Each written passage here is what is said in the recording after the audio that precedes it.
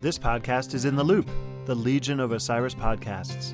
Osiris is creating a community that connects people like you with live experiences and podcasts about artists and topics you love. Get in the loop at osirispod.com.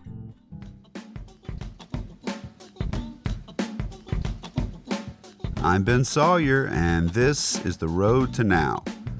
Today's episode is not a traditional episode of The Road to Now, but I think it does a lot of the same things, and it's a lot of fun. The episode I'm entitling A Tour Guide's History of Los Angeles. My friend Rivers Langley is a comic and host of the Goods from the Woods podcast. He is one of those guys that knows kind of everything about everything. He reads constantly, and he is not only a stand-up comic and a podcaster, he's also a tour guide in Los Angeles, and he's been doing this for years. And so he leads these tours. He works with other people that he's brought in, including our mutual friend previously from Nashville, Carter Glasscock, who is a fantastic comic as well. So I asked Rivers if he would do an episode with me on Los Angeles and just life as a tour guide, the stories they tell. Carter came in, and then we had the very good fortune of Rivers asking another tour guide and fantastic comic named Anna Valenzuela if she would join us. So this is the four of us talking about just their life as a tour guide. And a lot of it's comedy, a lot of it's riffing. It's almost impossible for that not to happen if you put a couple comics in front of microphones. But there's some fantastic stories in here, including the history of Chavez Ravine, where the Dodger Stadium is, the history of the Sunset Strip, which I never knew this, why that becomes this hotbed of nightlife in the 1930s, and just a general history of the area and the water. It's fantastic. So in this episode, again, it's a little bit different. It's a little bit wild, but I loved it. It was a great time. Gary did a great job of editing this episode. And so I hope you guys enjoy it. And make sure to check out Goods from the Wood podcast if you like this kind of humor, because Rivers runs a great show. I've been on it a couple times, including a discussion about the Confederate submarine, the CSS Hunley. As you might expect, a bad idea. We had that discussion on the podcast. There'll be links to some of their works in the episode description here, so check it out. I also want to say that we talk about a lot of images in this episode, so we're going to post those images on the episode page. You can go to theroadtonow.com and go to episodes, or if you just want to go directly there, it's rtnpod.me/202. That's the way we do it for the episode numbers. So I hope you guys enjoy this episode. I hope you laugh along with me, and if you enjoy it, let us know. If you were like, that's too much, let us know. Also, if you like this and you're wondering what it was that Gary edited out, the answer is about 35 to 40 minutes of us riffing. And if you want more of that, the full and edited episode is on Patreon for all of our patrons. So you can check it out there, and there's a lot more of the riffing there that was deemed by our eyes and ears on the ground, Gary Fletcher, as perhaps excessive. I don't know. None of it's excessive, or all of it is. But whatever it is, it's there. So check it out, patreon.com. And as always, thank you to everyone who supports us on Patreon. We couldn't be doing this without you, so thanks. But I hope you get some laughs out of this and learn about the history of Los Angeles. Here we go. The tour begins now. Just want to take a second here in this introduction and talk to our friend, Jamie Jeschke from La Cosecha Coffee. Jamie, how are you doing, man? Real good, Ben. Good to talk to you. Likewise. I just wanted to have you on this intro because you have been sponsoring us for years. We love your coffee. We love what you guys do out there in Maplewood, Missouri, right outside of St. Louis. And one of my favorite things now is that we'll get people who hit us up on social media, unrelated to anything else, and be like, you're right, La Cosecha Coffee is so good. So tell us about what you guys are doing. You know, we're just a small roaster and coffee bar in St. Louis, and we were just wanting to expand our online presence. And I was listening to your podcast, and and you guys approached us about being a sponsor, and I was thinking this would be a good way to get a more national audience. And so, it's taken a while. It's taken some baby steps here, getting where we need to be. But I feel like, especially last year, we just really started getting a lot of your listeners on board with ordering coffee. That's great. Given the repeat customers, that are coming from Road to Now to you, do you have any suggestions for somebody who really likes La Cosecha coffee, but sometimes we'll forget to order it and run out? Totally. The number one thing that we've noticed that people have enjoyed is our subscription service, and it'll just keep coming to you, and you don't have to think about it. Well, that's awesome, man. I'm glad you could join us. And the website is lacosechacoffee.com. That's LACOSECHA.com. Use promo code RTN10, the number 10, for 10% off your order. So thanks for being here. It's nice to be able to reintroduce you again to our listeners. Have a great day, man. Yeah, thanks, Ben. Rivers Langley, Carter Glasscock, and Anna Valenzuela, welcome to the Road to Now. Hi. Hello. Hello. And this is the voice of Rivers. Hi, this is the voice of Rivers. And this is the voice of Carter. Hi, I'm Carter. And this is the voice of Anna. Hey, everybody, I'm Anna. Does that work? I was going to do the same thing. I swear, I was going to be like, hi, I'm Anna. How's it going? Is that how we sound? Yeah, I don't know. That's just, hi. I have one voice, and it is Muppet. Yeah, like Muppet dominatrix, basically. Hi. That's what I do. So. Well, as if they could. A dominapit. The whoopee monster. The whoopee monster. There it is. You found it. Love it. Love it, love it, love it. Well, today's episode, if you can't tell already, is a bit of a different take. Welcome to A Tour Guide's History of Los Angeles. I'm sitting here, Rivers Langley, who is the host of the Goods from the Woods podcast, which I have been on a couple of times. Numerous Confederate appearances. submarines and the like. And then we got here Carter Glasscock, an old friend of mine from Nashville, Tennessee. who's Yeah, out here. buddy. Carter is he has an album on Spotify called The Crystal Pistol of his stand-up, and just Saturday night recorded an Amazon special for Laughs After Dark, which will be out soon. Carter, Yeah. welcome. Thank you. Thank you for having me, Ben. Good to see you. Yeah. And over here, the one who's not from the South originally, Anna Valenzuela. You might have seen her on Comedy Central. She's also got a podcast called 12 Questions. Welcome to the show. Thank you. I'm grateful to be here. This is really fun. Yes, and today, what we're going to do is all three of these talented people also do tours of Los Angeles. Hollywood tour guides. Hollywood tour guides. Yeah, I should have let you guys say it. Oh, yeah. We're Hollywood tour guides. Yeah. Hollywood. Are we doing a all at once? Hollywood. Hollywood Tour Guides. Wow. We did it. I feel like We did the thing we did every morning at the tour garage. We would yell that at families from Texas who were just like, "Which way is Disney World? Now, is this a tour of Disney World or is it?" Why isn't Venice Beach closer to everything? Is it dangerous on Venice Beach? Oh, it's that situation as the only one. No, actually, Anna's back. Anna's back in the saddle too. But back in, baby. Are you doing tours again, Anna? I'm Yeah, on tours again. He got me. Rivers is basically a staffing agency for tour guides. I had mentioned I'd worked in drug and alcohol treatment, which is a tour guide of sorts. yes, it's a tour guide of the mind. Through someone's demons. Yeah, exactly. Don't open that door. You don't want to go in Not that door. someone's demons. The demons were the clients. It was a lot of get in the fucking van, which is very similar. You just say, all right, guys, if you want to make all your destinations, we really got to get in the van now. Gotta get it. Would any of you like some water? Okay, great. You see this big list of shit we got to do? We can't do that if we go to Dodger Stadium and Dad walks around and thinks about his dad. Yeah. Oh, you want me to go to the Nipsey Hussle Memorial on a 4-hour tour, and you're gonna tip me $20? Yeah. Okay, Oh, all yeah. right. Put my life on the line for you. Okay. That's great. Yeah, let's head to the Watts Towers while we're at it. Yeah. Beautiful landmark, by the way. But I love it when people are woo. Oh, boy. people are like, leave me here. Yeah. Leave me here. I had a vision. I think one of the weirdest things that happens is it happens a lot with Australians because they have no concept of a society that doesn't take care of them. Yes. They really want to go see Skid Row. Yeah. And I'm like, Yeah. please don't. And I'll tell them, I'll be like, and I just give them a description. I'm sure we'll get into it, I'm like, you've seen footage of the Bosnian War, right? Yeah. It looks like that. I slip bummer information into my tours just for the fuck of it all the time. All the time. With the Aussies especially, because with Americans you can I'm sorry, we're all stepping all over whatever question you had, but we're, by the way, all podcasters.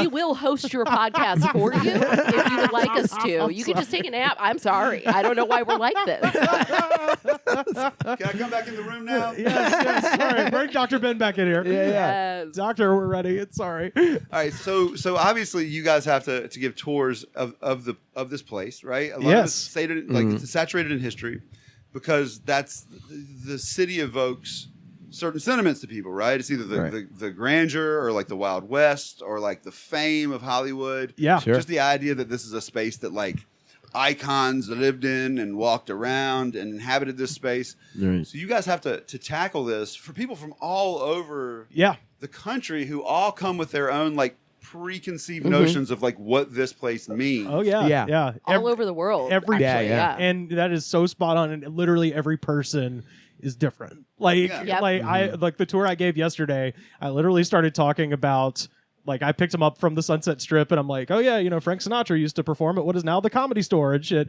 And they were just like, yeah, we're just like here to shop. I mean, and I was like, okay. And then I drove them to the Hollywood sign. They got that picture. And then the rest of the time I drove 2 miles per hour down Melrose and they were like, oh, we want to stop at this one. And I would pull over and they would get out and they would go shop and I would just chill in the van. And I was like, it's annoying, but also they were demonstrably having a good time. And I was like, whatever. I thought you were going to say that they said comedy ruins everything. Oh. Frank Sinatra used to perform there. Now he's dead. And now it's just a comedy Coincidence? Yeah, and we should say the companies that we've all worked for in the past and currently, most people when you hear like Hollywood tour guide, they might be imagining like the big double-decker, tour bus, and that kind of thing, and driving around Beverly Hills like a van with the top cut off, one of those things.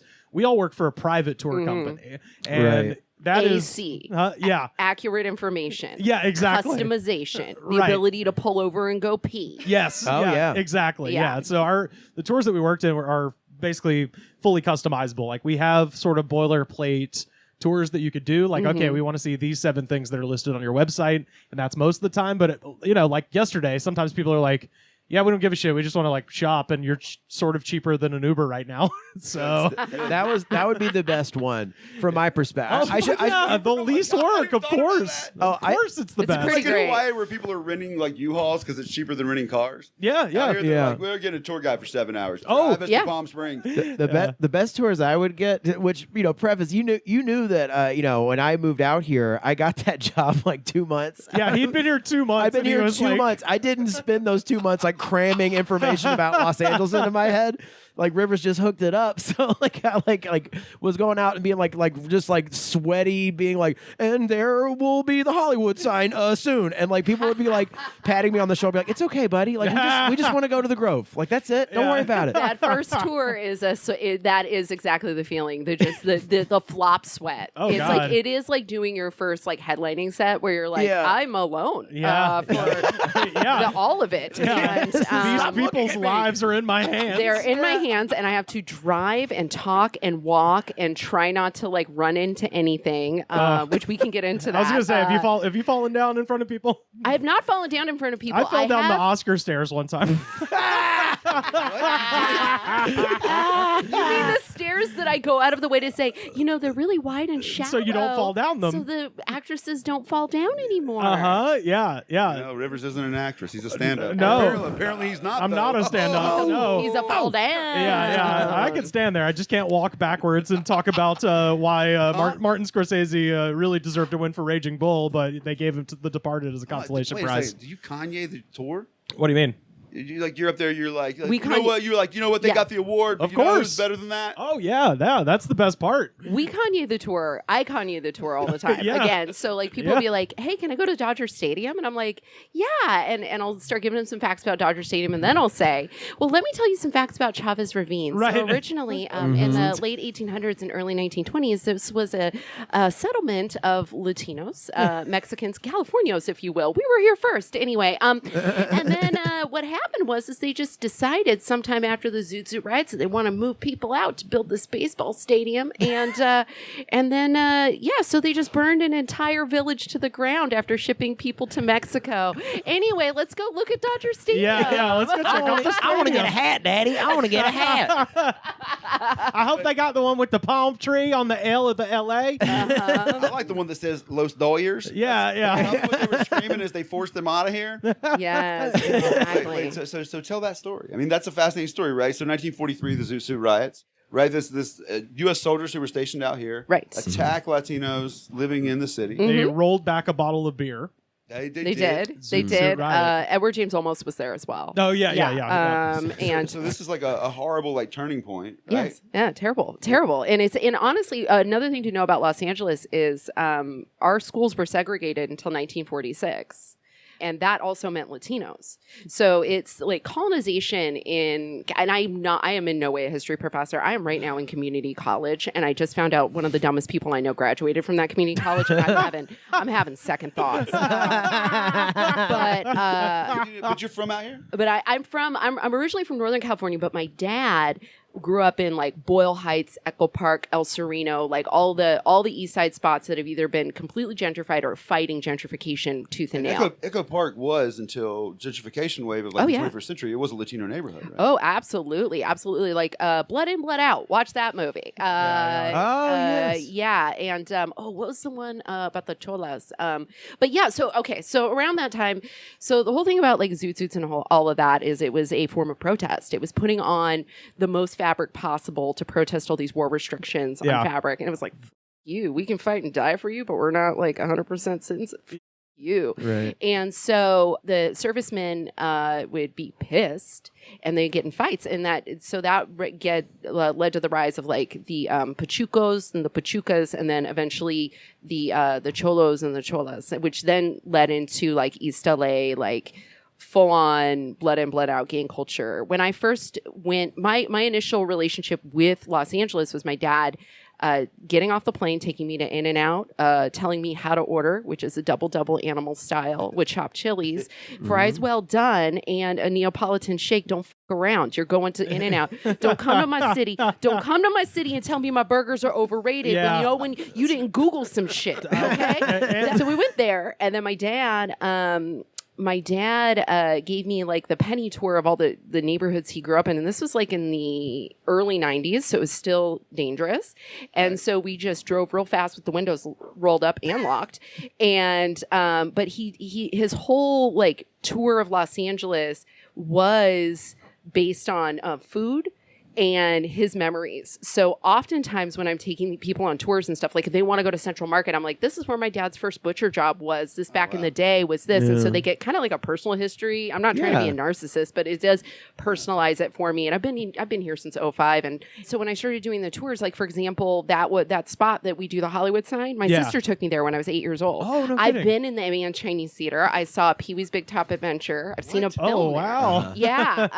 Cool. I have, I loved pointing out like the first Tommy Burger if we're driving in that area. yeah, And I like telling them like the difference between Tommy Burger and In-N-Out and whatever their expectations are. Which is Chili burgers. It's a chili burger, and the chili is like when my parents we were living in Northern California, so sometimes my dad would just fly out of Sacramento. He would take one on the plane. Do you know how mean that is? That's like taking a fish. Well. Yeah. He would just And then he busted out some egg salad sandwiches to wash it down. Yeah, loose pancakes, like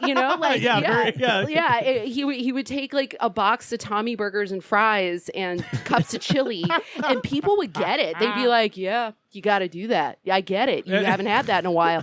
And so anyway, but the history of like Chavez Ravine is basically they want to build a stadium, and so they ran up a bunch of people and they just shipped them off to the border, and then they burned it down. They used it as fire department practice. And then they built the stadium there. And underneath Dodger Stadium, there's actual like an archaeological dig of there's a schoolhouse buried underneath it. So there's a grim history to Los Angeles. Outside of, I know what you do really well is the murder mystery tour. Oh yeah, and the La La Land.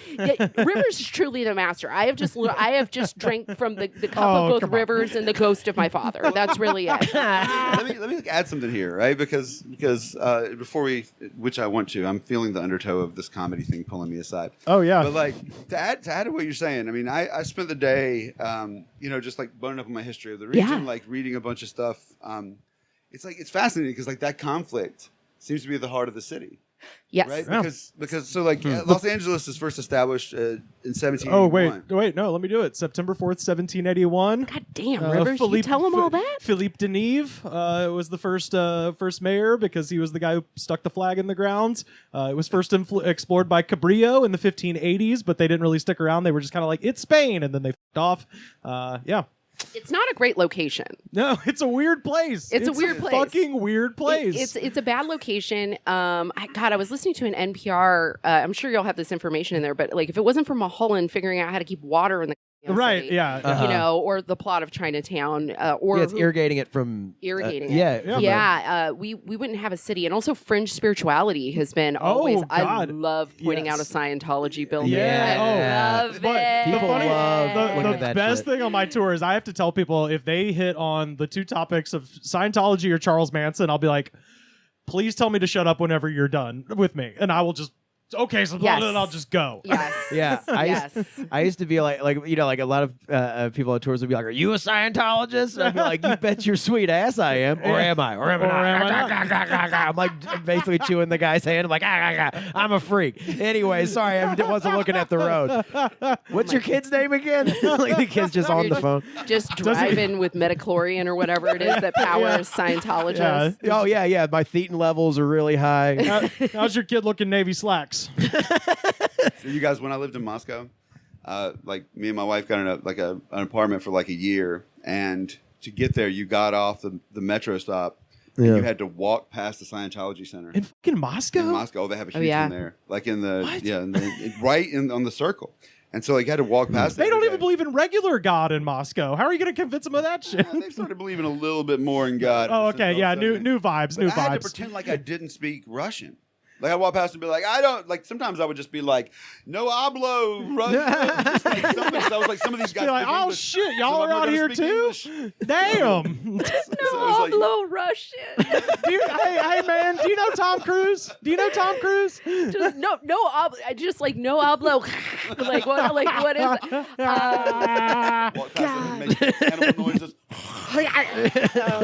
No hablo Swedish. Putin. Right. Yeah. Me and Rivers did this one tour, right? Like, we have to talk about this. We have to talk about it. Fucking greatest. It's like a day before like the official lockdown or whatever. Well, okay, so it wasn't that exactly. It was the day and I don't have the date in front of me. I believe it's March the 8th, but I could be wrong. Right. It's the day they shut down Disneyland before the pandemic. You guys were still going up until that point? Yeah, because my last tour was like January 7th. Well, that was the thing. So normally our tours, we drive a minivan, and it's just, it'll just be me, and then usually mom, dad, two kids, who whatever, in the minivan. Every once in a while, especially for the company that we used to work for, we would get jobs doing what they call a hop-on, where if there's a big bus in town, like a big bus full of stupid choir people. Yeah. So in our case, it was the drama club from a high school in Fargo, North Dakota, and I feel so bad for these kids because literally this was their schedule. I shit you not. They land at LAX, they drive to, and they're staying at the Disneyland Hotel. Closed. They get to the hotel, and then the next day, Disneyland closed. So that was going to be their next day. The following day, their plan was to get on a bus, come to Hollywood, do a tour with me and Carter, one of us on each bus, and then they were going to go see Hamilton. Everything rapidly closing at this point. On the way... Everything closed except for... us. The tour. Yeah. The tour. Literally. So that was their plan. They were going to go see Hamilton, and then the next day they were going to do one more day at Disney and then fly back to North Dakota. So on their way to meet me and Carter in Hollywood, Hamilton gets canceled, and they shut down the Pantages Theater. So now the only thing these kids did that whole tour, that whole time, was they did a four-hour tour in the rain. It rained for like one day. It never rains here. Like historically and according to popular music, it never rains here, and it was pouring that day. By the way, anytime it rains, you can't see the Hollywood sign. Yeah, it's gone. Yeah, it's in the fog. Yeah. And so you take them up there, and it's the saddest moment because they're just like, you're like, you can kind of see it through the fog, but it doesn't turn up in pictures. And you couldn't even do the thing where like, because they had bus drivers, so like we couldn't do the thing where we're like double tasking as driving too. So we were just like sitting there on these microphones, being like, you would be seeing the Hollywood sign there if it wasn't raining. If it wasn't raining, well, I want to tell you my side of this tour, and then Carter can tell you his. So my bus. I hate these tours. Like, I love being in the van with a small group because I can control them, and we can, I can be like, all right, I can, they're easier to manage for sure. Vacation geishas are very good at maintaining control of the situation. Right. So if you got this big bus, and aside from the fact that they're all from the drama club of a high school, so they're all like pretty, outlandish young children and shit like that. I don't like these tours because they suck, right? And teenagers are the worst. On this day, I was destroying. I had the best tour. I was killing harder on that tour than I've killed in a club in a year. Just bombs, bomb, boom, boom. Every joke was hitting. Meanwhile, on the other bus, I look over and they're basically throwing a beach ball around in his fucking. They're like, he's crowd surfing, and I'm just like sitting there like, hey buddy, what about? Well, I guess I should probably talk to all of you. And then like this one guy, this one kid was like flicking this other kid's ear, and then like the fucking bat dad, like softball dad, got up. He's like, Tyler, if you don't cut that shit out, we're gonna end this right now. And it soured the mood for the rest of their murky, rainy tour. And like it was. I felt like I was being punished. And I looked over, and Rivers is like being fed grapes and shit. Yeah, I had the best. And then Carter and I we rode there together. And so as we're and like I hop off my bus and I'm just like, hell yeah. Carter's like kind of, down in the dumps. We get in the car and we're just like, this pandemic thing seems like it's about to be a thing. And as we're driving past, we see hundreds of employees walking out of Netflix with their box full of shit. Yeah. And that was the moment. That was when I was like, oh, it's happening. Netflix just closed. Like, it's some shit now. I knew it was bad when I came in for my last tour, and you were there, and our boss was sitting in front of the computer, like, and I made the mistake of telling him, because he put me on a tour with a kid that coughed on me the whole day. Oh God, yeah. And I had to hold that kid sometimes, and so I'm like holding a coughing baby. What? They had like 1 million kids, and Jesus, people when you're a woman, people will hand you a baby when you're brown. I look like a nanny. I get it. Like, they're just people just hand me babies sometimes. They assume I know how babies work. I don't. But I've had that happen, Carter, where I'm on a double tour. In fact, I have a double tour with Rivers. Yeah, we're doing one coming up soon. And he always gets the fun one. He always gets the fun van. Yes. I always get the chuds, the kids that are just like, I refuse to have fun. And you're like, oh, damn it. Yeah. Nothing. Dude, it's all the moms, I do get the moms a lot, too. They'll be like, all right, so here's my thing. You guys, when you start off, right, you got to, like, bring something to the table that hopefully you're getting to feel like the group, right? Yeah. So you've got like the things you open with. Oh, right. So like easy. What's the thing that brings it? I want to go around. Oh, the room. okay. Yeah, I'm interested to hear everybody else's. Go left to right. So Anna. Yeah. Okay, so just relating to people and figuring out what their interests are. Yeah, like this related to the city. Like what? Well, so you don't want to promise. The key thing is you don't want to promise anything that you might not be able to deliver. And depending on traffic conditions, you have to kind of keep your cards close to the chest. But it's teasing out, what are they watching right now? What are they listening to right now? Mm-hmm. What movie did they just see? What are the kids like? What are their T-shirts? Sometimes people have a bad habit of wearing their interests on their body. You can. So like if you walk in with an Avengers or a Marvel thing, I kind of have an idea of what you're interested in. Or if more than one person in the group is wearing heels on a tour that involves a tremendous amount of walking, you're like, oh, okay, yeah. So, all right, so there you go. All right, so Rivers, what's your thing? Mine's easy. As soon as people get in the car, I go, hey, how's it going? Is this your first trip to LA, or have you guys been here before? Smart. And people will tell you like, oh, it's our first trip. I'm like, it's gonna be easy as hell. Yeah. And so I'll ask them that. Have you ever been to LA before? And then I'll be like, where are you visiting from? because Australians know beaches already. Yeah. Way better beaches than we do. I see. If it's Americans, I'm usually in luck because I have visited a lot of states, and I am no big deal 8th grade Alabama geography B finalist. But so I can usually learning this about you. So I can usually rock it if somebody's like, oh yeah, we're from Peoria, Illinois. I'm like, oh yeah, hometown of Richard Pryor. Like I got random shit. Right. Wow. So yeah, I'll just like start telling them about that, and then they'll ask where are you from, and I go I'm from Alabama, and they'll be like, oh, you lost your accent. I'm like, oh no. I start talking about my family, and then that just locks them into me. So most of the time they're just asking me questions, which rocks. So I can just talk about myself, and then whenever we pass by something interesting, I can be like, oh yeah, there's this and this, and then I just bullshit with them. So it is just like it's crowd work. It's Yes. it's a podcast. Okay. Yeah, it's a podcast / crowd work. Yeah, totally. Yeah. Carter, what do you do? Pretty similar. Who here smokes cigarettes? Yeah, ooh. Like as soon as I pull up, the first thing I yell is, "Who's hungry?" And like it doesn't matter if it's 8 a.m. I'm like, "Who's hungry?" And they're just like, If you beat me in a knife fight, the tour's half off. yeah. And then I'll give them the. Well, you think you're strong? Especially that one in the back. He thinks he's strong. He's a little fighter, isn't he? They're like, Get out of here, young. get off your Game Boy. I'm talking. And like I'll usually yell at them like that.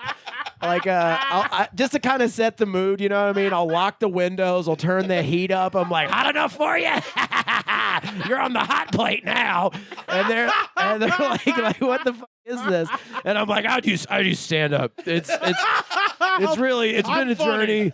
It's been a journey. I opened for Chris Rock sometimes.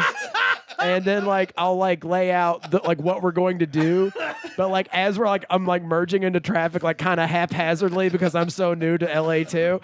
I'll like kind of get in there and I'll be like, we're gonna go to the Hollywood sign, and then I'm like, it's right there. You can like every 5 feet I move in that car. I'm like, you can kind of see it off in the distance, a little bit. Get them stoked. Get them stoked, and then I'm like, I ask them where they're from, and I'm like, oh, Des Moines, Iowa. Haven't heard a thing about that. And then just cut them off. You know what I mean? Who wants to see Riverside? I know a guy named Good Time Charlie. He'll give us a hookup on some backroom gambling. Dude, what I used to do on the way from when I was picking up people from Anaheim. Oh, the worst. Anaheim. They're already worn out from doing Disneyland and shit, so they don't care. They're just like, take care of our kids for us while we're in the car with you. Yeah. And I'm just like, and the kids are always too young for. If you're listening to this and you're thinking about buying a Hollywood tour, unless you have a saintly child, and they're under 5, do not do an 8-hour tour from Disneyland with your mongrel ass toddlers, screaming children, children, vegetables. That will not like that. Well, no, they go in phases and stages, and Ben is a child owner. He knows this. Child owner. It's like it's so keeps them in a little cage. Acquired one child. Yeah. So like in the morning they get cranky, lunch. Sleepy, and then there's one big crank spike before they go sleepy again. Yeah, and that's when you turn on "Let It Go." Put on the Frozen soundtrack. Play the Frozen stuff. I love it. When you get like a tween or like a teenager or something, someone who's hip to social media, you know. Oh yeah. The teenagers are the funnest for sure because they're all mopey when they start, but if you can get them going and liking you, and you kind of like turn them against the parents a little bit, it's fun. If you know just enough about the social media apps to make something fun, like a Boomerang or a TikTok or something, like let's do a TikTok right now. They're just like they're so into that. Oh, they love it. Yeah, you talk about influencers and shit and YouTubers and shit. They love that stuff. Yeah. But I remember this one time I was taking these people from Anaheim and the parents had just checked out. They're just like, you take care of them. So I was like, we passed by this apartment complex and I was trying to add a little personal touch. It's like, hey, I live right there. And like this kid was like that close to the highway? And I was like, yeah. And then like the kid gave a look to like the parents being like, if I move to LA, do I have to live there?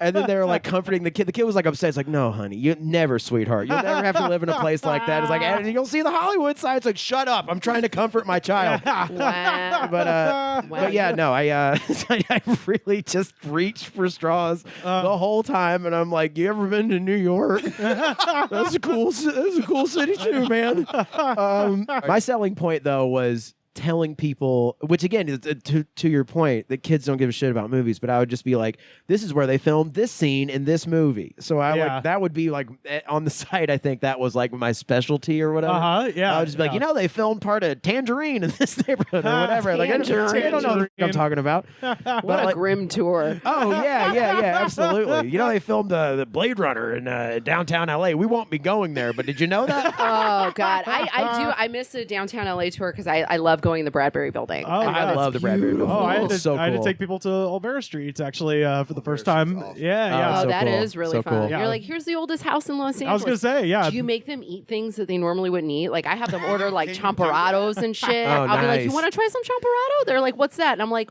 what if a tamale was chocolate and also breakfast? Yeah. And they're like, and I'm like, and a liquid.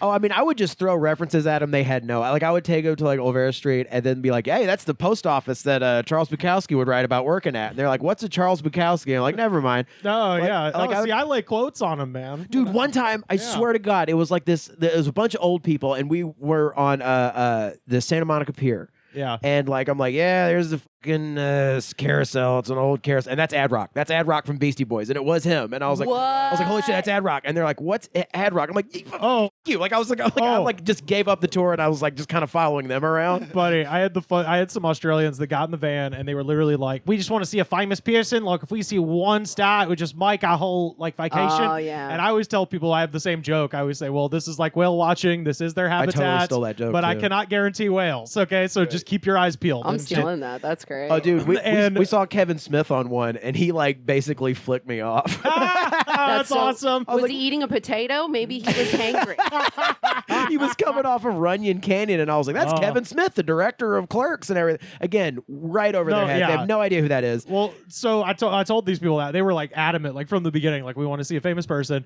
We're driving down Sunset Strip and we're in front of Carney's, which is an old train car that they've turned into a diner. And Guy Fieri is standing outside, like the whole crew, and they've obviously, I think they had just filmed. This is like 2000. This is right when I started too. This is like 2014, and they're all standing outside taking pictures because he had just filmed an episode of Diners, Drive-ins, and Dives there. And we drive by, and again, they're Australians. I'm like, holy f***ing shit! I was like, that is Guy Fieri, and they go, we don't know who he is. And I was like, that's not my problem. He's famous. Like, I wanna, Pearls before swine. I delivered the impossible. I want to live in your country now. It's like A land where they haven't discovered Guy Fieri. the best. I would take Guy Fieri over most of it. Again, the Vanderpumps, run into the Vanderpumps.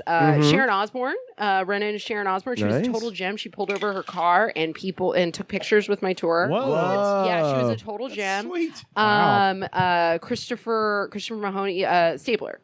Maloney. Chris Maloney, Maloney. Yeah, Christopher yeah. Maloney, Stabler, see him all over the place. Yeah. Sean Penn. Saw Woody Harrelson driving an Aston Martin one time. Ben Affleck driving one time. We were actually on one of those Hollywood Hills situations where you're inching down because we're in minivans and these roads were built for Model Ts. Right. And he also had a big SUV, so I was just trying not to scuff the van again. And so, I've seen a few of them with tours. I've gotten lucky a few times. Yeah. So most of the time they don't care. Aaron Paul saw one time. You saw Aaron Paul? Sunset Strip. Shit. Yeah. Who's that? Jesse Pinkman from Breaking Bad. Okay. Yeah. What I want to ask you guys now is, what's your favorite story? Like, I know you gotta like script everything to the people that are on the tour, right? You gotta be on. Yeah. You don't always get to, but like when you get to Rivers, what's your favorite story that you tell? Like, Oh, when you get a chance to- it's easily the thing that people give the least shit about, but it's the Sunset Strip. Like telling the whole story of the Sunset Strip as you're driving down the Sunset Strip, which is very difficult because there are so many eras of things just compiled on top of each other. So as you're driving, you literally have to be like, all right, if you look over to the right, you'll see the Chateau Marmont. The Chateau Marmont opened in February of 1929. It was originally meant to be a luxury apartment building, but in October of 29, the stock market crashed, so they decided to become a hotel. But they have gigantic rooms there because they were supposed to be homes and not hotels, which is why even today, a lot of movie stars will get written into their movie contracts that if they're making a film in Hollywood, that they will stay at the Chateau because they have big rooms and they can live out of there for a few months at a time, which makes this the best place to see a famous homeless person, get a drink, sit in the lobby for a few hours, you'll see somebody coming in. If you look over to the left, and then I literally have to just like do that as I am driving down a 1.5 mile stretch of road. And it's fun for me because I just have to like kind of get them interested in it. But I love the whole thing about because you get to shit on the cops like up top and just be like, well, the LAPD was being paid by the mafia not to bust them in their liquor racket, and during Prohibition, and the LAPD was like, hey, you guys do whatever you want as long as it's outside of the city limits, and the city limits happen to be right there at Crescent Heights Boulevard where the Sunset Strip begins. And so the Sunset Strip became the epicenter of LA's nightlife after Prohibition. All the speakeasies and brothels, gambling houses, all those places went legit and turned into nightclubs. But it was always the place to get up in town. So West Hollywood's been that for the whole time. Oh, that's awesome. And so explaining that to people, and I always throw in the extra jab of being like, just, the LAPD has always been one of the most corrupt organizations in the country. And then I start going on my riff. So I'll get my shot in at the cops, and then I'll start talking about the Strip, and I'll be like, weirdly, all the guys who ran LA were Jewish dudes from New York and Chicago: Meyer Lansky, Bugsy Siegel, Mickey Cohen. These are the names. And we drive by the Roxy Theater. I'm like, oh yeah, Mickey Cohen got shot right in front of this theater at 4 a.m, leaving the place one time. He lived, stuff like that. So that's my favorite, is just doing the huge information dump on the way to Beverly Hills, because I enjoy this history and it's my tour. So guess what you get to sit through. Like, what's great about it is like, there's how geography shapes places. Yes. Right? But there's also like how like man-made borders shape places. And the idea that like there's this imaginary line across which like this authority can't reach, and so therefore like that kind of periphery becomes a new form of center, right? So it's like now this is where everyone wants to hang out. And of course, is it still its own city? Like, it's part of West Hollywood now. Okay. But the thing was, during Prohibition, it wasn't a city. It was unincorporated Los Angeles County. And the mobs deal with the LAPD, who had their famous Vice Squad, where they've made movies about, where they were like pretty hardcore on like the Volstead Act and that kind of thing, with a lot of exceptions, people paying them off and whatnot. But specifically with the mob and their operations in terms of running liquor and gambling, that was their thing. Was they were like, just don't do it in LA, and we don't give a shit what you do. And at the time, there's like, if you're looking at a map of LA, there's Hollywood, and then immediately kind of south west of Hollywood is Beverly Hills, and then there's this little pizza pie shaped piece of land that is where the Sunset Strip runs through, and that was basically that was the Wild West, essentially. That's where like Bugsy Siegel and Lucky Luciano plotted their like takeover of Vegas. Right? Right. Yeah, exactly. Because essentially what you're looking at with the Sunset Strip is the dry run for what would eventually become Vegas, where it's like, okay, we're going to develop this area slightly on the edge of what decent society would expect from us, and then of course in the 30s when they repealed Prohibition, all those people were like, oh, well, now it's money making time. But it was all mobbed up. They couldn't make money off running liquor anymore. Right? They couldn't make money off running liquor once it was. Right. But so they turned them all into nightclubs. And that's the history of Ciro's, which became the Comedy Store. Ciro's opened in 1940. And that's why they say the Comedy Store is all haunted and shit, because it was one of the mob guys owned that building. And supposedly a lot of people walked into that place to pay their debts and did not walk out if they couldn't. Do you tell them about the shotgun hidey hole in the crow's nest of the main room? No. Yeah, that came from Stewart. There's in the Comedy Store main room, there is a little like going up to the crow's nest where they do all the lighting and sound. There is in the side of the wall, there is a place to stick your sneaky shotgun just in case the cops come to raid your speakeasy. Oh wow. Yeah. That rocks. Yeah, and there's also I always tell them, I'm like, there's all these buildings have like tunnels that lead to nowhere underneath them. Yeah. Like, yeah. Well, hopefully one day I'll get to see it. I've only done the belly room. So. Not missing anything. You can't see it right now, but Ben was just staring into his entire soul. Like, well, but is it upstairs? Is it kind of upstairs? Is it the smallest room in there? What do they do to protect that? Well, the belly room, the history of the belly room is it was, and I'll add this into that too, is that it was a room for that Mitzi wanted for women and gay people to have a comedy space, and it's actually written on the wall, that she wanted this to be a place for them to have a comedy space, and now it's every white dude on the planet for the most part, but not every. I mean, not every can get in there. Just some. But yeah, no, it's and I don't mean that bitterly. I've had some very fun times up there, but it is interesting how capitalism sort of changed the intention of that building. Well, and just for those of you guys that don't know, Mitzi Shore, Pauly Shore's mother, really ran this the Comedy Store, which is, I mean, one of the legendary venues in all of stand-up comedy. Mm-hmm. Do you tell because I've actually like done stuff there? I kind of get to be like, this is my home club. Right, I get to be a little. I get to, even though I'm not past or anything. I haven't been there in over 2 years because of the pandemic. But I was hit him with a it was my little joke when we go by the Comedy Store. I was like, all right, so this is a very famous comedy club. I'm going to give you guys a list of comedians who kind of started off here. Oh. They're pretty obscure, so you might not know most of these names. But I'll Robin Williams, Steve Martin, and then I just start listing Adam Sandler, Eddie Murphy, and I start listing all the fucking huge Richard comics Pryor. that came out of there. Do you mention me? do you throw do you throw your name in there? No. I'll be like, or maybe somebody you might have met. Me. Yeah. Well, no, they'll ask, and I'm like, I've done one show there once. Yeah. All right, so this is great. So Anna, what's your story? What do you love to tell me? I was thinking about. I have a couple I really enjoy. I heard this, and I always tell them this. I go, I've heard it both ways. Okay, so I've heard it one way from LA Tour Guys. I heard it one way on NPR. So it's got to be true because they think.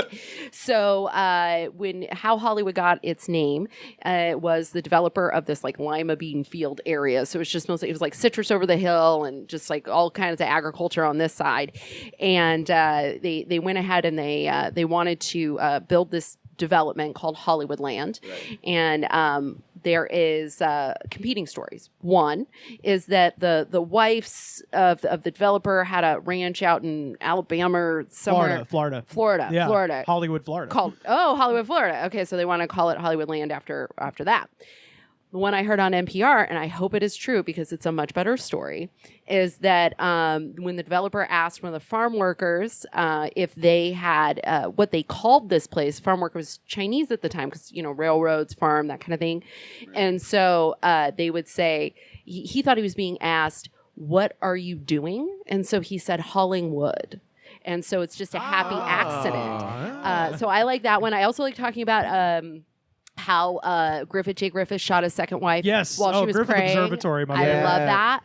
I love talking about... Because he thought that she and the Pope were conspiring to kill him. Wait, tell the story. I don't know these stories. So you're going to tell it better. You've done a whole podcast on this, so I'm just going to defer to you. Yeah. So our biggest park, our LA equivalent of Central Park, is called Griffith Park, and it's named for a Welsh gentleman named Griffith Jenkins Griffith, who immigrated to the United States in the middle of the Civil War, lands in New York City, and there was a couple in New York City whose son had died in the war, and they met this like dirty, penniless Welsh teenager and were like, you're our boy now. Somehow he got in with these people, and they paid his way through college. He studied journalism, and he also studied geology, moved to San Francisco during all of the big like strikes, like during the mine strikes, especially like gold, silver, that kind of thing. And he was covering it for the newspaper. He worked as a journalist, and he would go down to Mexico and write about silver mining. While he's doing this, he's picking up contacts in the mining industry, and basically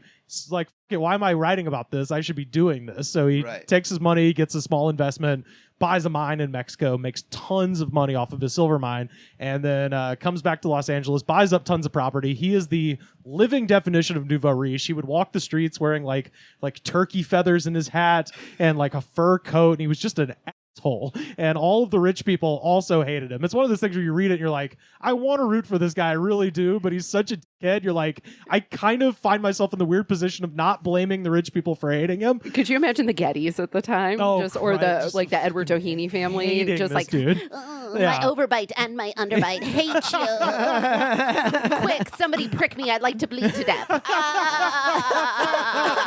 So in December of 1896, he gifts the city of LA. He buys up tons of land that eventually becomes Los Feliz and big parts of like East Hollywood, like where we are now, and turned it into real estate developments. He also owned what is now Griffith Park, but he kind of considered it too rocky to bother developing. He's like, what I could get for this shit land is nothing. But if I give it to the park or give it to the city and it becomes a park like Central Park, all of the areas around this gigantic park will go up in value. Yes. And so he called it an early Christmas gift in December of 1896. Gives what is today Griffith Park the land to the city. And then 7 years later, he was drinking way too much, even though publicly he was a teetotaler. He told everybody about the dangers of alcohol. He was a complete fall-down reprobate drunk. He's Protestant. His wife is Catholic. And he's drunk so much, and he starts figuring, in his head, he's like, the Pope and my wife are trying to conspire to poison me. And so they're at the Arcadia Hotel in Santa Monica in 1903, and he shoots her in the face. She loses her eye but lives, tumbles out of a window down one floor, and climbs in another window, and they call the cops. Jenkins Griffith is arrested. He's thrown in jail. He does 2 years because he is rich at the end of the day. He does 2 years for attempted murder. And when they let him out, believe it or not, he becomes a big prison reform advocate. And he's seen this place. It's horrible. And he is trying to rehabilitate his image. And so he attempts to donate what he calls a science park to the city to add to the park. And the city is like, you've been canceled, bro. We can't, we can't really be taking LA's money. First cancellation. Yeah. And so they waited until he died, and then they took his money and built what is today Griffith Observatory, which opened in 1934. Which has the exact same sculptor. Yes. As the guy who George Stanley did the Oscar. God. Can you make me flashcards? I mean, it's I'm just thinking this whole time, why doesn't Rivers just run a wire into you guys' ears? And Lord, that would have helped. It would have helped me. I mean, I'm just a text away, buddy. For those guys who don't know, the Hollywood sign was an ad for the Hollywood land. Yeah, it wasn't supposed to be up there forever. It was just supposed to be up there 18 months, 1923. That's when they put it up. Yeah. And the buildings there, the houses there all look like sort of faux Disneyland Castles buildings, and castles cottages and they were like trying to recreate Europe in that. Yeah, well, also a few 1001 Arabian Nights type Aladdin's castle looking places as well. Yeah, Moorish architecture and stuff. So the sign got old, right, and parts fell off of it. But then people got so used to seeing it up there. This was before. It's featured in a lot of movies and stuff, like early films, like the Charlie Chaplin movies. A lot of starlets dumped off that thing. Just the one. Oh, that's awesome. By the way, we're gonna have a lot of photographs. Yeah, I'm gonna send you all go these. To the episode page for this. Yeah. This is Charlie Chaplin sitting underneath the sign. rtnpod.me/202. Yeah, that will be the episode page for this. But yeah, the original sign was made out of wood, and it was covered in lights. Covered in lights, and they would have to fix it up every few years because it would just deteriorate because it wasn't supposed to be there forever. And then in 1978, they put up the current Hollywood sign, which is made out of aluminum and steel. Yeah, and it's also around that time when people started defacing the sign. Yeah, that's right. Which is they would go up, and this is one of my favorite parts of the tour. Is like you would go and like. That people would put like holly weed. When that's a recent one. That was a recent one when people when marijuana became decriminalized in L.A. Picture of this on the website too. Yeah. I think when they made LAX a direct flight to England, they had it say Jolly Good. Yeah, Jolly instead Good. of Hollywood. Carter, we're coming back to you now. Okay. I just gave him a chance to escape. Boy. I'll tell you, there's a reason why these two still work as tour guides and I do not. I am not adequate at the job. But I'll say my favorite story time part of this tour was doing, it was just doing the celebrity homes, I guess, because you'd go out Mulholland and you see that scene at the beginning of Mulholland Drive where like she gets out of the car and walks down to the valley and all that stuff. And then you'd see like Katy Perry's house and Sacha Baron Cohen's house. And all that shit, and you see the valley, and then talk about how the valley gets a lot hotter and all that crap, and then you're like, lunchtime. Carter's favorite part of the tour. Lunch. I'm like, yeah, me too. I'm a fucking idiot. It's the best. Me too. Yeah. I will say this one story. Should I tell this story? I guess. Yes. Okay. So by the way, I don't know if you guys heard how vague that was. He looked at Rivers. Rivers didn't move his head. He cut his eyes at Carter and said, yes. Tell your one story. Oh, it's so good. It's a podcast. It's the funniest thing I've ever heard. This is the best tour that I've ever given. Yep. And it was I got them early. It's these two women from Texas. What were you driving? By request, I was driving a Mustang. They didn't want a van. They wanted a Mustang. A convertible. They wanted a convertible. They didn't really want a Mustang. They wanted a convertible. Our boss got us a Mustang. And they were like, which one's the smallest one you have? Okay, that one. You don't have a Miata? Yeah. And then they were like, we wanted a Porsche. I was like, oh, it's going to be like that today, huh? And so it was like, they were like, didn't like the Mustang. We went to the Santa Monica Pier, and I swear to God, like we go to the end of it, a seal, like a seal comes up and is like, burr, burr. He's like on his back and shit. Everyone's like, oh my God, a seal. And they're like, it'd be better if there were dolphins. I was like, there's nothing I can do to make these people fucking happy. And then they start getting into like their big time conservatives and all this shit. They're like, I don't like California. It's like, well, you shouldn't have taken a tour then. And they're like, I just don't like LA. And then but for some reason we had to like switch it around to where we did the Hollywood Boulevard section of the tour at the end. And that movie, Queen and Slim, was premiering that night. That Lena Waithe wrote it, and it was like Daniel Kaluuya was in it. Yeah. Sturgill Simpson played the cop that gets shot at the beginning. Played the stop. Yeah. So there's it's a cool movie premiering. Yeah. They have no interest in it. They just want to see one thing. They're like, so does Donald Trump have a star on the Walk of Fame? And I was like, yes, he does. And they're like, so he must be like the only like him and Reagan, right? Like correct again. And so like I'm just like we're bypassing this like actual premiere with celebrities and stuff, and they're like Donald Trump. And we get there, and I swear to God, we find the Donald Trump star.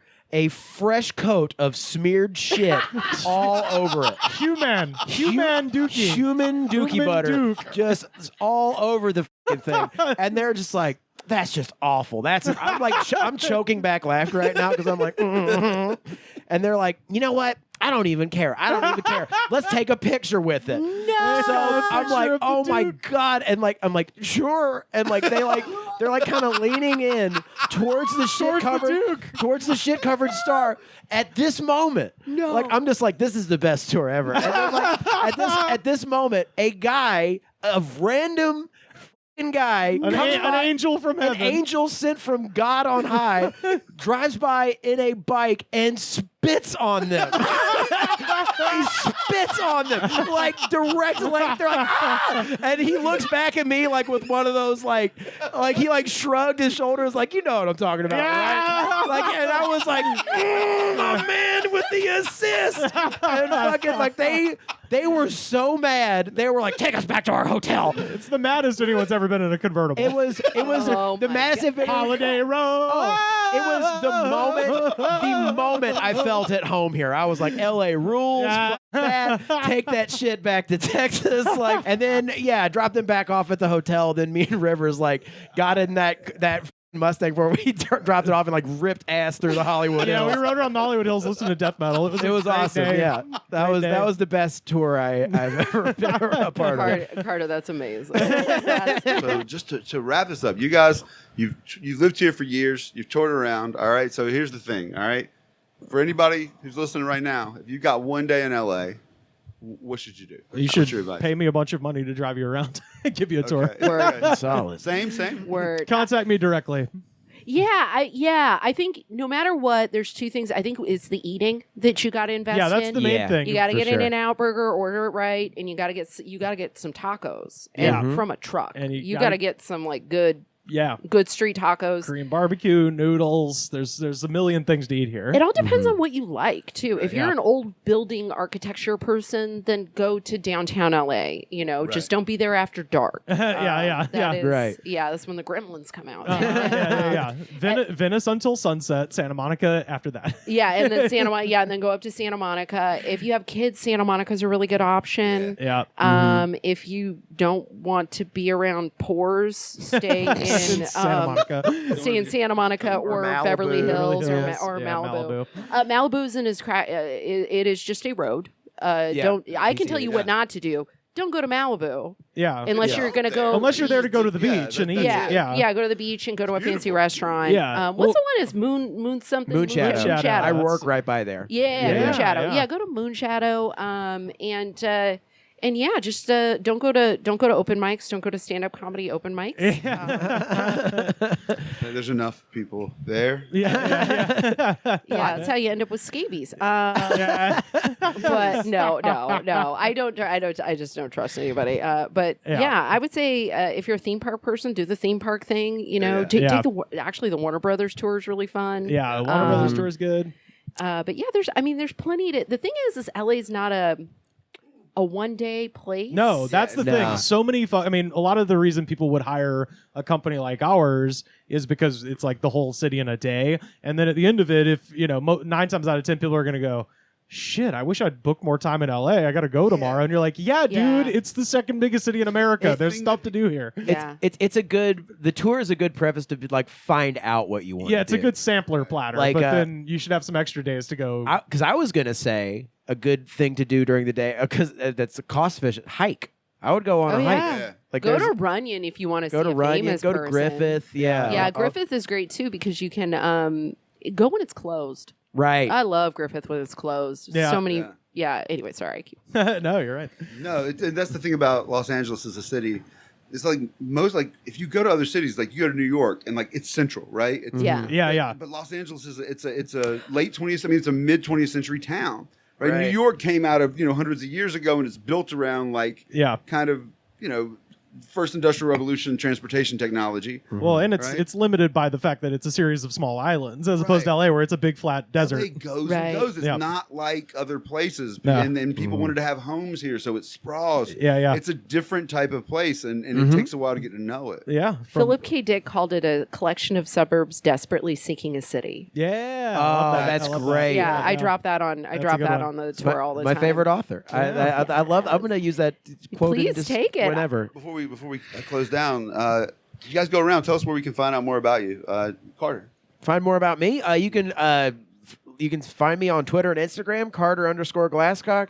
You can go to my website, carterglasscock.com. You can listen to my album, The Crystal Pistol. It's on all your streaming services, Spotify, what have you, iTunes. Throw me a little change. And it's also hilarious. Yeah. Thank you, buddy. Great record. Yeah. Thanks, guys. And Rivers? You can find me on Twitter and Instagram at Rivers Langley, and you can check out my podcast, The Goods from the Woods. We did 150 episodes during the pandemic, so we did 3 years worth of podcasting. That's right. And I'm in the process of reviewing all 150 episodes and pulling clips and making a Seinfeld-esque clip show. That part 1 is out now. It's 3.5 hours long, which we got big get Oscar nominee perhaps. I still didn't figure out if he'd ever been actually been nominated for an Oscar. Ray Liotta. You got Ray Liotta? Yeah, he was here. Actually, is that he's here right now? Hey, what's up, Ray? Oh, hey, how's it going? Oh, hey, you're here. Hey, Ray's my best friend, and I don't know if I told you this. Yeah, I live in the closet downstairs. Yeah. Oh, wow. But yeah, I was here throughout the whole thing. I'm sorry about the ketchup and noodles in the closet. I don't mean to offend you. Hey, now I gotta eat all your ketchup and noodles like a schnook. You know what I mean? It's but yeah, I was a part of the podcast too. I didn't have much going on, just trying to think about not smoking, chewing Chantix like they were candies. But it was haphazard. It was come and go. You know what I mean? Me and Carter slept ass to ankle every night, and we're about the same size, he and I, and it was a hell of an experience. But yeah, we did the clip show, part 2 coming soon, and we're also on Patreon. We're doing new episodes of that all the time. Patreon.com/thegoodspod, and I don't know when this is dropping, but on July 30th, I will be returning ringside to the Brian Kendrick's Wrestling Pro Wrestling, which is the craziest show you've ever seen, and I'm not just saying that because I work there. It's insane. So you had a chance to tell people if they had one thing to do in Los Angeles. I was just going to say. Oh, well, yeah, go see WPW for sure. And if you just want a little taste, youtube.com/wrestling pro wrestling. We've got Sasquatches fighting gigantic box of Chinese food. We have got Rubber Baby and Leather Daddy are one of our big tag teams. We have got Ricotta Flair and the Fromage Horseman, which is Parm Anderson. Parm Anderson, Gorgonzoli Anderson, and Tully Blanchetter, of course, and Baby Bell, their valet. We've got a crazy cast of characters, and then also on top of all the weird characters... It is independent wrestling on acid. It is Brian Kendrick, who is the insane genius behind it. Brian Kendrick is a producer and a wrestler at WWE currently, and my pitch for WPW is that Vince McMahon, goes without saying, is not really cool with his employees also running wrestling promotions because that's, maybe a competition. Brian explained what he was doing, and Vince was like, Oh, okay, I don't give a shit. Whatever. That sounds insane. Sounds like not a Vince McMahon personally was like, this is of no threat to me because it does not exist in the same reality. It is not the same business I do. It's fucking nuts. So July 30th at the Burbank Moose Lodge. Tickets are on sale now. They're $20, worth every damn penny. We guarantee you a fun-ass show. Let's get weird. Come see me at Wrestling Pro Wrestling. All right, and Anna Valenzuela. Oh my gosh, you can find me at Anna V is Fun on Twitter, Instagram, TikTok, all the things. And that is Anna with 2 N's. I should have done a different Twitter handle. I didn't think when I did it, I didn't have the confidence to say I was funny. I just knew I was fun. And also, most people think it's spelled with 1 N, so I should have chose differently. So if that confuses you, go to annavalenzuela.com, when it'll take you to all my social medias. It'll take you to my stand-up dates, and please listen to the 12 Questions podcast on the Unpops Network. It is if you are a 12-step recovery curious person, or you just like a nice, happy conversation, it's 12 questions from a recovery perspective. We ask things like, how honest are you? And what is your level of surrender in your life? And like, it's just, awesome. it's like a nice little talk. And the best part about it is, if you happen to know of comedians, you hear a comedian that you think that you love as a person, and then you hear them get on the podcast and they can't talk about their emotions. It's very cute. Right. Yeah. It's very cute to just like watch the podcast just sort of break somebody with vulnerability and love. So it is very fun, and check us out. We would love for you to listen. We're on all the platforms. So 12 Questions podcast. Awesome. You can get links to all of this at our website, theroadtonow.com. Thank you guys for being here. This is a blast. This was the most fun. Man. Yeah, man. It's great to see you. This is what happens when Bob isn't here. All right, well, let's get Bob in the bedroom next time. Next time the old Avits are in town. Yes. Yeah. Thank you for listening to another episode of The Road to Now. The Road to Now is Hold on a second. Have you given us 5 stars on Apple Podcasts yet? Have you written a review?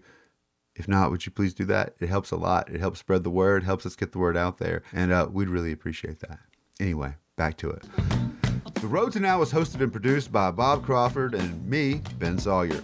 Our associate producer and the editor of this very episode is Gary Fletcher. Our theme music today, like almost always, is by Paul DeFiglia. We'd like to say a special thanks to our supporters on Patreon, with a special shout out to our Washingtonians, Tanya Marsh, Mary Hawking, Paul Ayler, Tim and Caitlin Wells, Fig White, Peggy Donica, Matt Williams, T. Martin, Julia Adams, and Ann Williams and Frank Edwards. We'd also like to give a special shout out to our 2 newest supporters at the Lincoln tier, Hannah Grace Kelly and Dan Broughton. Thanks for joining us, guys. If you'd like to join us on Patreon, you can be in the Zoom room for our live recordings. You can be part of our third Thursday trivia nights. You can get bonus content. Just go to patreon.com/theroadtonow. If you just want to go to our regular website, that's cool too. Go to theroadtonow.com. That's www.theroadtonow.com. You can search our back catalog. You can find quick links to content. You can even listen there. And you're going to wonder, why is this so good? And the answer is because it was designed by 7 Ages Design. If you're looking for a website, hit up Charles and Destiny. They're great. That's 7 Ages Design. For Bob Crawford, this is Ben Sawyer. Thank you for listening, and take care.